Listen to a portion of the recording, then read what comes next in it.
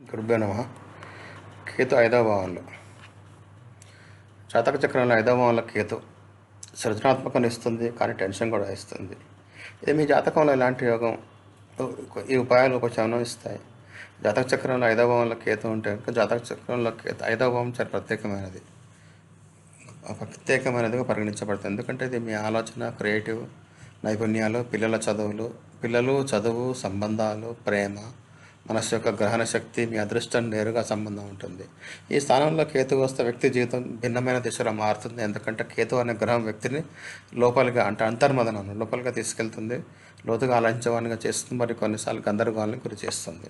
ఈ గ్రహం భౌతిక వస్తువుల నుండి చాలా దూరం చేస్తుంది, కానీ మనసులో వేగం అర్థం చేసుకోవడానికి ప్రత్యేకమైన దృష్టికోణం ఇస్తుంది. ఐదవ భావంలో కేతు మంచి స్థితిలో ఉండగా సరైన రాశులతో జత కడితే లేదా శుభగ్రహాల మద్దతు ఉంటే కనుక ఆ వ్యక్తిని క్రియేటివ్గా చేస్తుంది. అలాంటి వ్యక్తులు తమ ఆలోచనతో అద్భుతాలు చేస్తారు. చాలామంది యోగం పిల్లలకు శుభంగా పరిగణించబడుతుంది, ఎందుకంటే వారి పిల్లలు తెలివైన, బుద్ధిమంతులైన మరియు స్వయంగా ముందుకు సాగేవారుగా ఉంటారు. కొన్ని సందర్భాలు ఇది వ్యక్తిని చదువులో హఠాత్తుగా మెరుగ్గా చేస్తుంది. ఉదాహరణకు ఒక విషయం అసాధారణమైన పట్టు లేదా కళలో నైపుణ్యం లేదా ప్రతిసారి విజయం సాధించే యొక్క మనస్సు, తెలివితేటలు ప్రతిసారి విజయానికి రెండు వైపులా ఉంటాయి. కేతు ఇక్కడ అశుభ స్థితిలో ఉండి లేదా కలవని గ్రహాలతో ఉంటే కనుక మనసు గందరగోళంగా ఉంటుంది. చదవడంలో అంతరాయం, పిల్లల్లో టెన్షను, ప్రేమ విషయంలో హెచ్చుతగ్గులు ఉండవచ్చు లేదా మరి తప్పుడు నిర్ణయాలు, ఇవన్నీ చూడవచ్చు. అందుకే ఐదవ భావంలో కేతుని అర్థం చేసుకోవడం చాలా ముఖ్యం. తద్వారా దాని మంచి ఫలాలు పెరిగి చెడు ప్రభావాలు తగ్గించి శాంతించవచ్చు.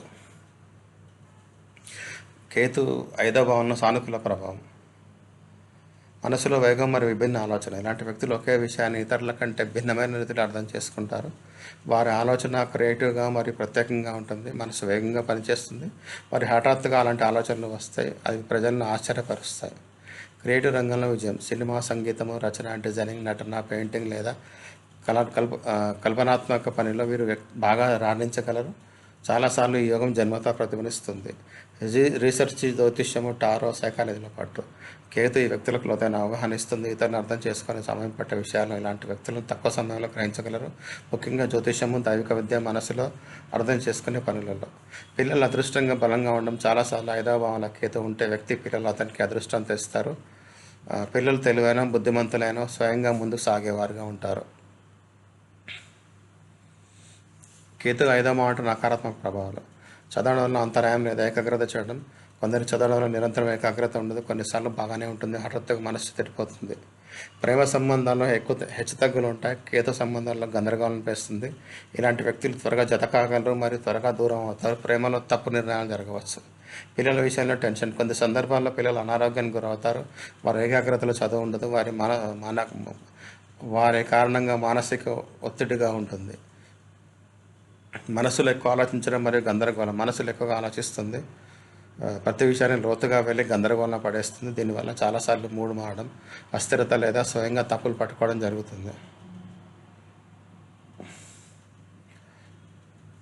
కేతు ఐదవ భావం అంటూ సులభమైన ఉపాయాలు, ప్రతి మంగళవారం, శనివారం హనుమాన్ చాలీసా చదవడం వల్ల మానసిక గందరగోళం తగ్గి కేతు ప్రభావం శాంతిస్తుంది.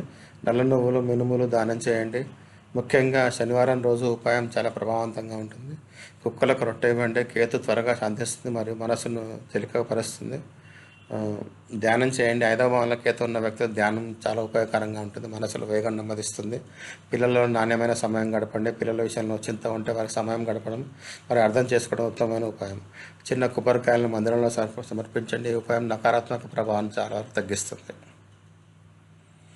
ధన్యవాదాలు. షేర్ చేయండి, సబ్స్క్రైబ్ చేయండి, లైక్ చేయండి, కామెంట్ చేయండి.